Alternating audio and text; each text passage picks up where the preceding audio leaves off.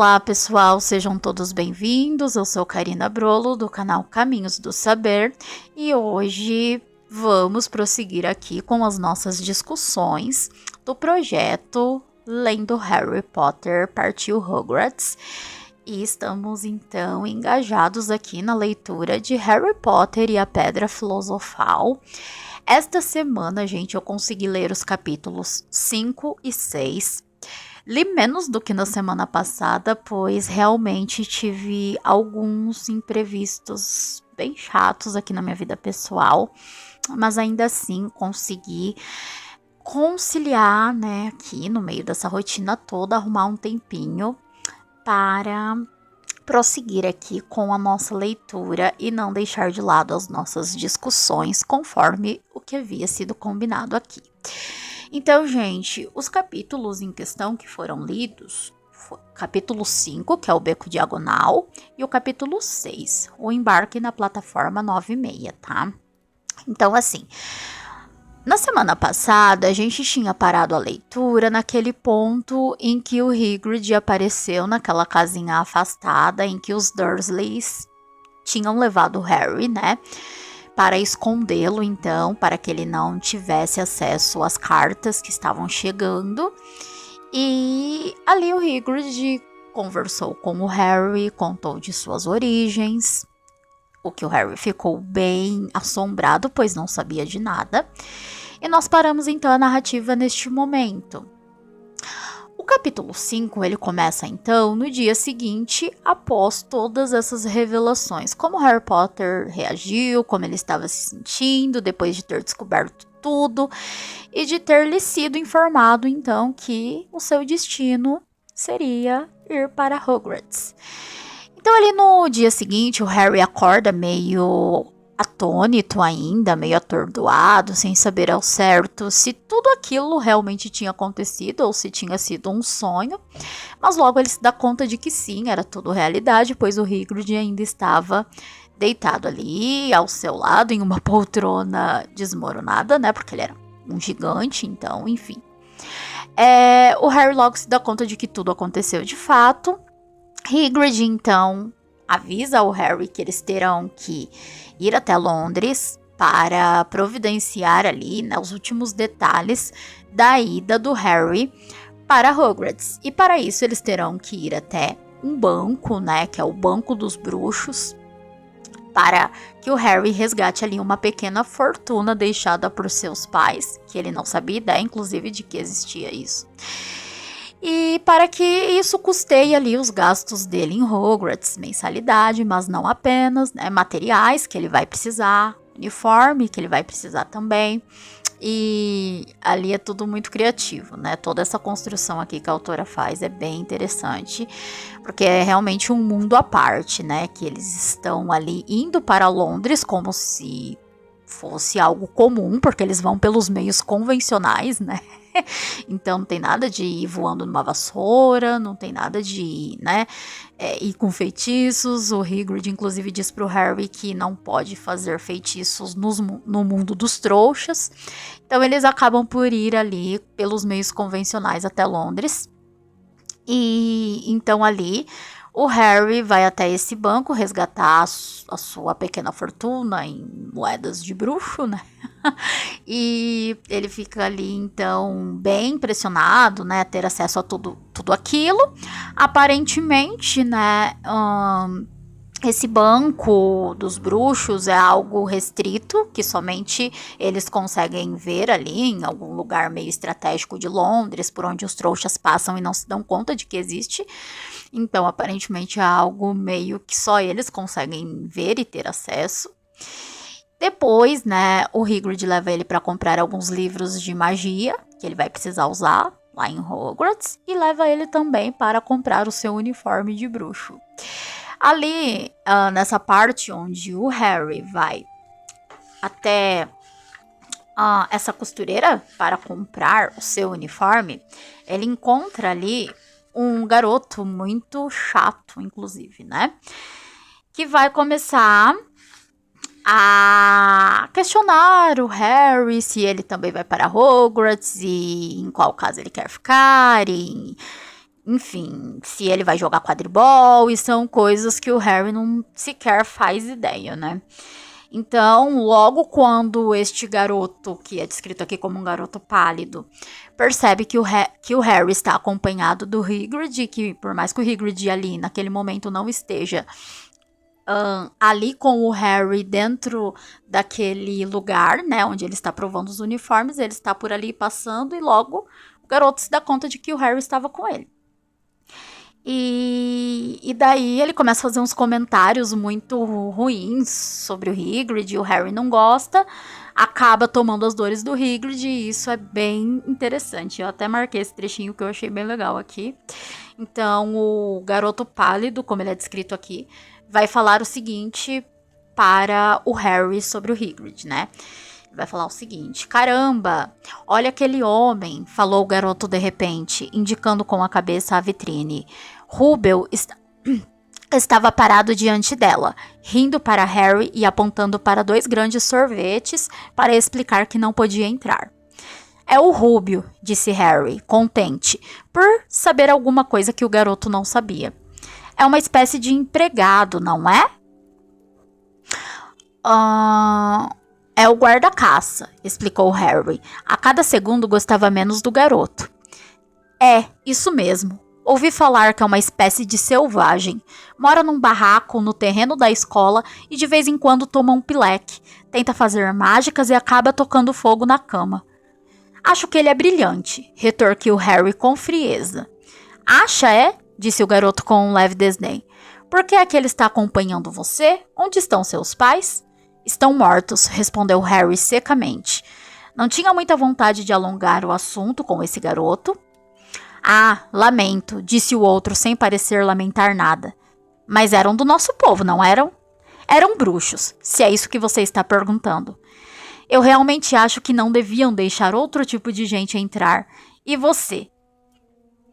Não são iguais a nós, nunca foram educados para conhecer o nosso modo de viver. Alguns nunca sequer ouviram falar em Hogwarts, até receberem a carta, imagine. Acho que deviam manter a coisa entre as famílias de bruxos. Por falar nisso, como é seu sobrenome? Mas antes que Harry pudesse responder, Madame Malkin anunciou. Terminei com você, querido.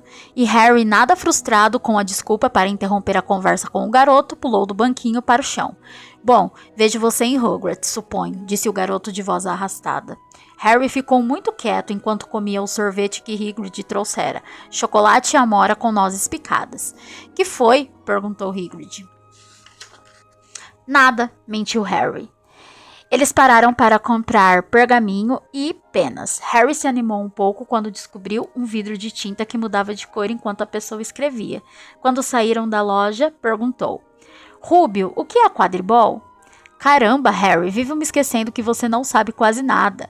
Raios, não saber o que é quadribol? Não faça eu me sentir pior.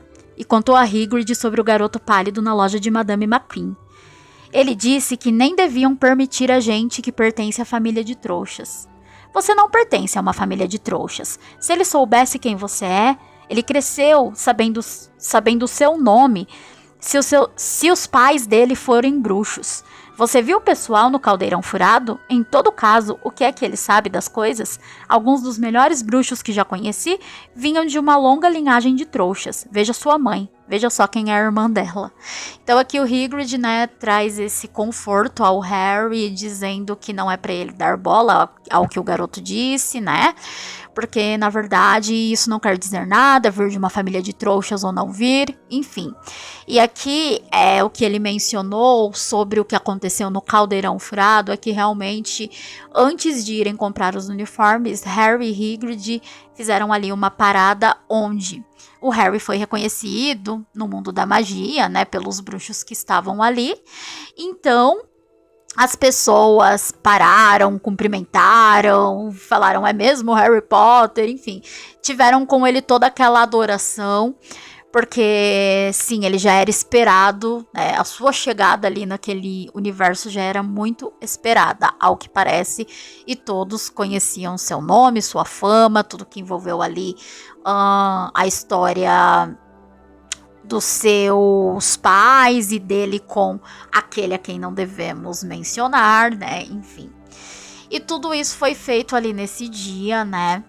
Harry e Hagrid, então, ali depois, né, desses episódios se despedem. O Hagrid, então, entrega ao Harry, né, uma passagem para Hogwarts, dizendo que ele deve estar na plataforma 9, né, número 9,5, às 11 da manhã do dia 1º de setembro para embarcar para Hogwarts, mas também antes disso, o Hagrid dá uma coruja de presente para o Harry, que ele batiza então de Edwiges, que é a grande companhia dele quando ele volta para a casa dos tios, porque ele tem que aguardar então a data do dia 1º de setembro para embarcar a Hogwarts. Quando o Harry volta então para a casa dos seus tios, ele recebe um tratamento muito frio e indiferente. O Duda está morrendo de medo, né, do primo, porque agora sabe do poder que Harry tem, então ele nem quer ficar no mesmo ambiente que o Harry está.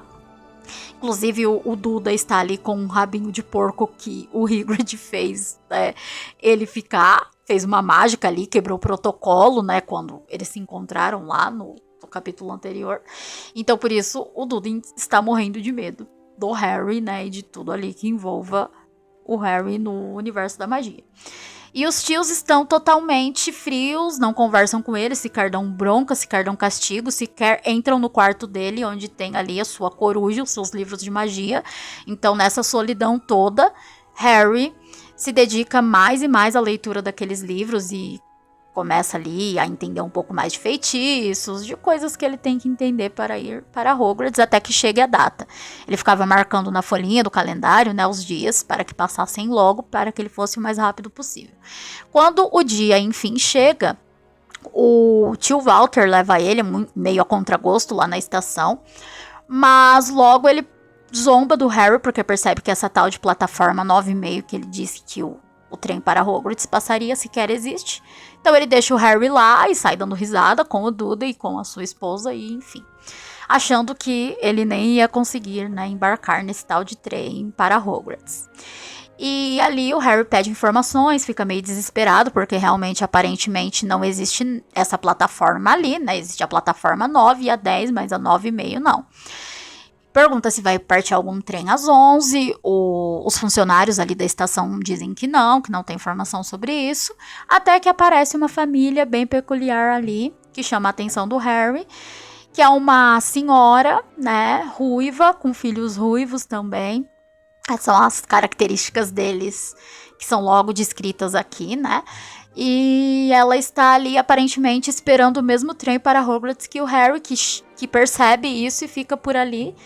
Quando de repente às 11 em ponto o trem aparece e todos eles, né, vão para o mesmo lugar. Então ali a gente já conhece a família Weasley, né, que é o Rony, seus irmãos e sua mãe. A gente descobre que o Rony Weasley, ele vem de uma linhagem de bruxos, ele é o sexto de 6 irmãos, então ele tem todo o peso da tradição sobre si. Ele está apreensivo, é o primeiro ano dele também em Hogwarts, e ele tem que ser melhor do que os seus irmãos. Então o peso dessa responsabilidade está deixando o Rony um pouco triste e apreensivo. E, em contraponto, tem o Harry, que não tem o peso de uma tradição familiar, mas tem o peso de não saber absolutamente nada até então do mundo dos bruxos, né, ali, de como que funciona, de ter todas aquelas informações que podem lhe ser muito úteis, né, tudo que ele tem veio ali das leituras que ele fez daqueles livros todos, que ele comprou, mas ainda assim não tem sequer noção de como será, né, sua vida em Hogwarts, enfim, e sobre nada desse universo. Bom, o Rony aqui, a gente percebe que ele vem de uma família muito pobre, muito humilde. A mãe dele tem, afinal de contas, vários filhos, né, para criar. Então, eles não têm muito dinheiro. Tudo do Rony é herdado de seus irmãos. Então, ele se queixa que ele não tem uniforme novo, não tem sequer uma varinha nova para ele, né, ir até a escola ali no primeiro ano. E o Harry, em contraponto, tá ali com algumas moedas no bolso, tá cheio da grana, porque sobrou um dinheirinho lá, né, das economias que os pais dele deixaram, e ele vai lá, compra um monte de doces, divide com um amigo Assim, Rony e ele ficam amigos logo de imediato.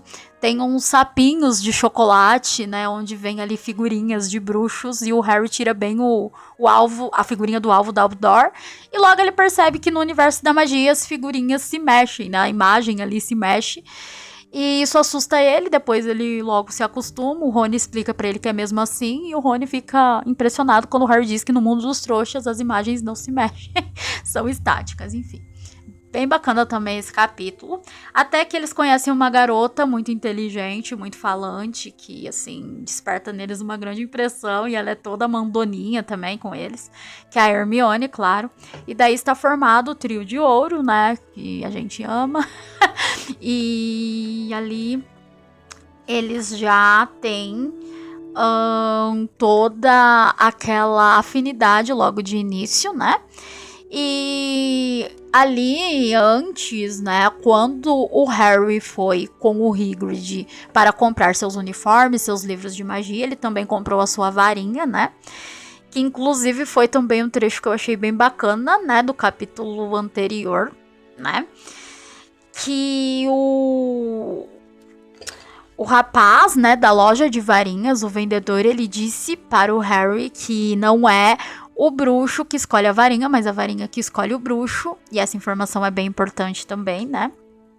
Porque ali, a varinha que escolhe o Harry, né, ela é aparentemente uma das mais poderosas. Porque olha só, né, ali o que o Sr. Olivares, que é ali o vendedor de varinhas, diz. Lembro-me de cada varinha que vendi, Sr. Potter, de cada uma. Acontece que a Fênix, cuja pena está em sua varinha, produziu mais uma pena, apenas mais uma. É muito curioso que o senhor tenha sido destinado para esta varinha porque a irmã dela, a irmã dela produziu a sua cicatriz. Então a gente descobre logo que a irmã, né, da varinha do Harry estaria ali então com o Voldemort.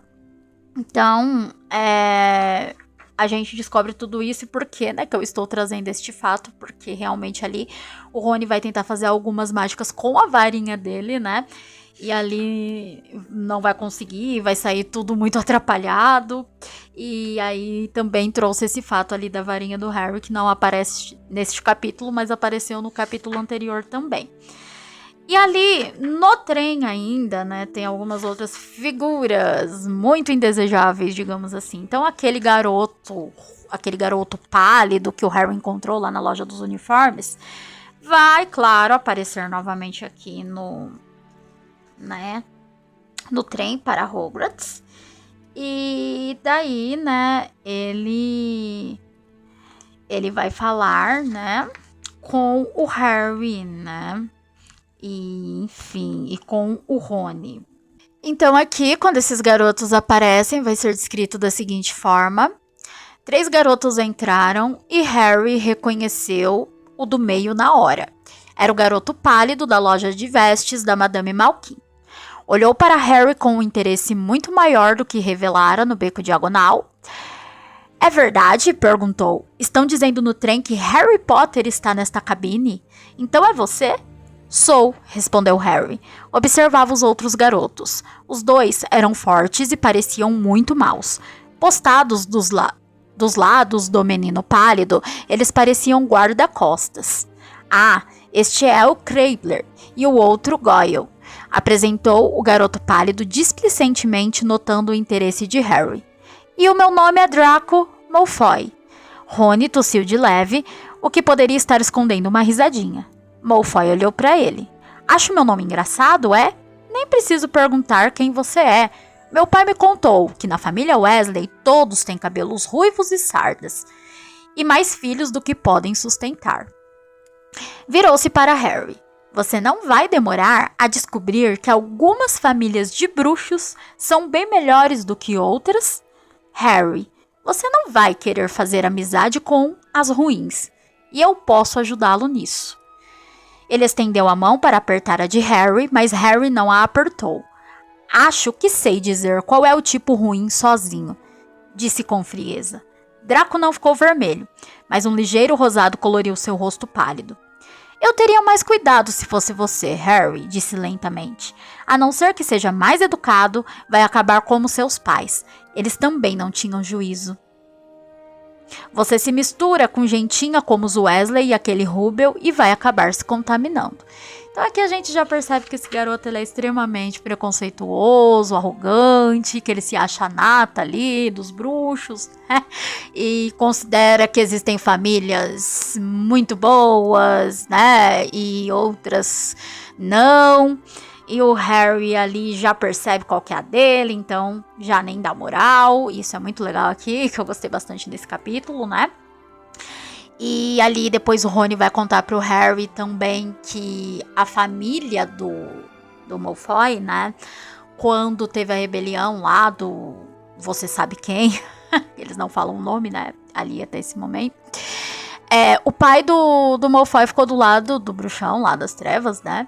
E depois, quando ele sumiu, voltou lá pro lado bom, aparentemente, mas todo mundo meio que desconfia ainda dessa família, porque, né, enfim. Eles alegaram que se juntaram lá ao Voldemort, porque estavam enfeitiçados, mas ninguém acredita muito nessa história, e a julgar pelos procedimentos aqui do seu filho, né, enfim.